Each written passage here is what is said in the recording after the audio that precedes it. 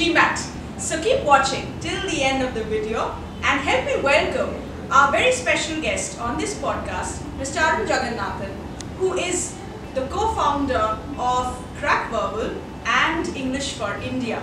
CrackVerbal deals with students who are coming in for their MBA prep, their GMAT prep, and he is part of the admissions and the counseling sections there. He's a mentor, he's been doing this for 15 years now, a lot of experience and a lot of experience in business communication as well that he brings to the table with English for India. So please help me welcome today Mr. Arun Jagannathan. Hi Arun, thank you so much.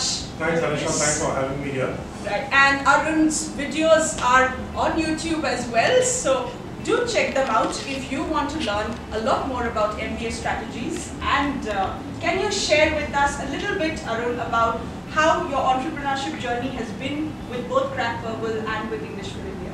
Sure.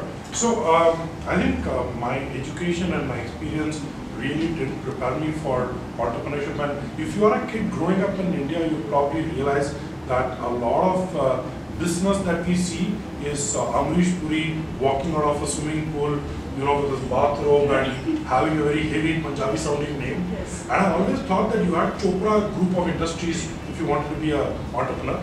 But fortunately for me, what happened is I was very bad at programming, very bad at coding. Okay. So I was one of the people that you know, got into software just because it sounded promising, it had money, but I had no talent. So why I'm saying fortunate no talent? is Seriously? for coding, Okay.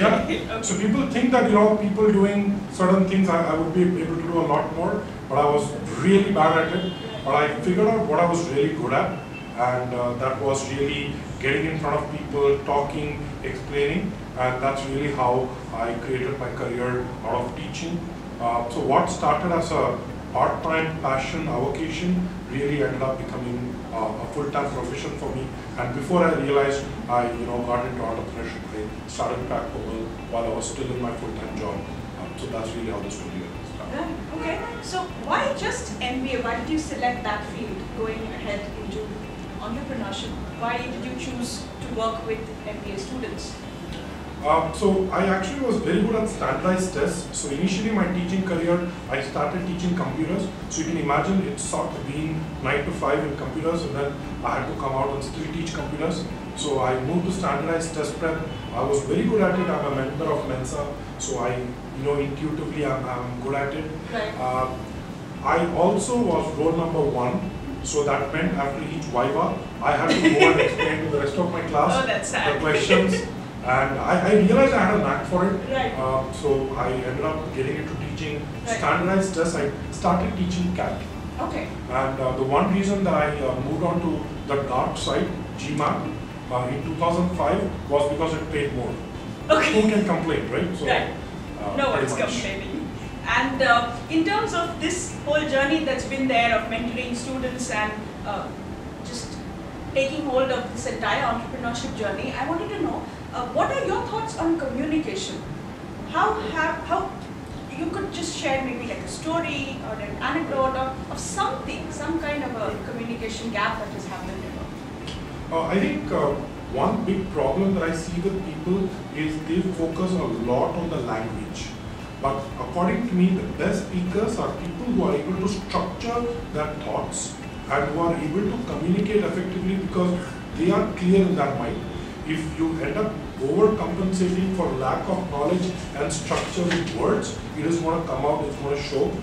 So I feel if you want to speak in Hindi, you speak in Kannada, you speak in Tamil. Language is not that big a deal. You are structuring your thoughts, and I respect people who are able to come and speak their mind as long as they are able to speak it clearly.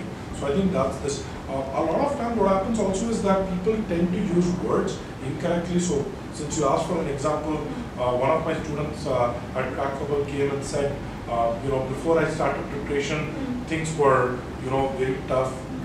Things were very uphill, but after I joined, things went downhill. So for a moment I was shocked. I said, did it really like downhill means bad, right?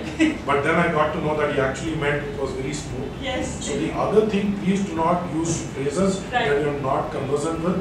You just could cause a lot of miscommunication, misunderstanding. Right, so structure in your thoughts and when you're communicating and not using wrong phrases or incorrect phrases that you're unsure of. Going from incorrect phrases, let's just have one fun thing. So the perfect MBA student for you, Arun, is dash, dash and dash. A perfect MBA student for me is someone who is flexible, because a lot of MBA is about your ability to be a generalist, not a specialist. So today morning someone came and said he wants to do an MBA in blockchain. Right? I like, it's not an MBA, right? It's some other course, you know, they're just calling it MBA. MBA in Gujarati, right? I grew up in Gujarat. MBA means Mane Badu Avde, which basically means I know everything. So you need to be a jack of all trades, so I think you need to be very flexible. I think that's number one. Number two, I see a lot of people lacking the confidence when they are applying to B-School. It's almost like, you know, I don't deserve to get that. So I think it's very important to have the confidence, not just while applying, but even in B-School, because you're going to be surrounded by these 800-pound gorillas. In class, all these alpha males trying to, you know, drown your point. So you need to have the confidence. And the third thing, you need to be self-aware.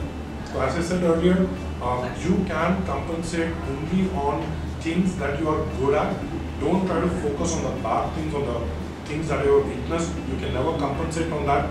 Be self-aware, know what are your strong areas and just try to maximize on those. Okay, flexible, confident and self-aware. If that's you, then you're an MBA student in the making. And I would really want to know, because a lot of students follow you and your videos, who is your role model? Or just any book, any kind of a quote that inspires you a lot, keeps you going, or anyone's journey?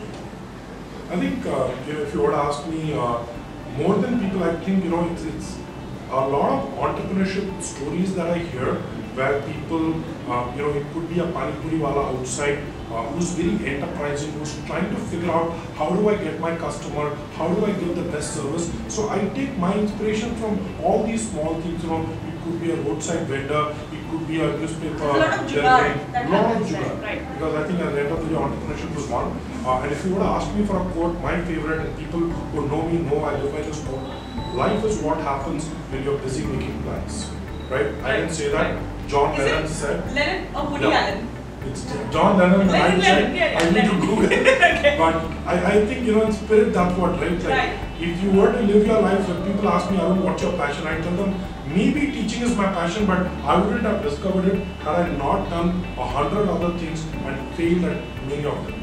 Right? So I think, you know, just need to do things, keep seeing what works for you. Right. So for Arun Jagannathan, what does the next year look like? The next year or possibly the next 2 years?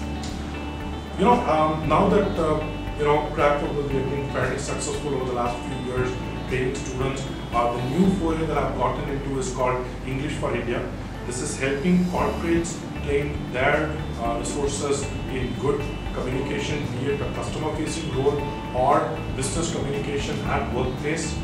So that's a new venture, very exciting, creating content. Again, working with Mahesh on that project as well. And Mahesh. And Mahesh Tharani, who is my co-founder at English for India.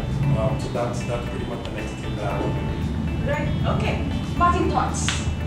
Parting thoughts for your viewers, I would say is, you know, just keep doing things. I think a lot of times people have this fear of failure. I think you would never get to know what you're good at or bad at unless and until you try your hands and fail at it.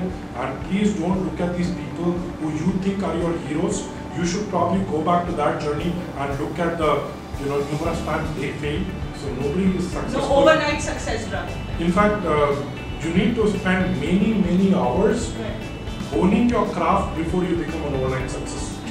I spent 10 years of my life teaching every weekend before I started off CrackVerbal. So what looked very natural actually was a lot of effort. So keep doing, keep failing, that's what I would say. And keep watching my videos and his videos on CrackVerbal and AskAnnie. Leave your comments underneath and we are going to be back next week again. Thank you so much and bye-bye from both of us.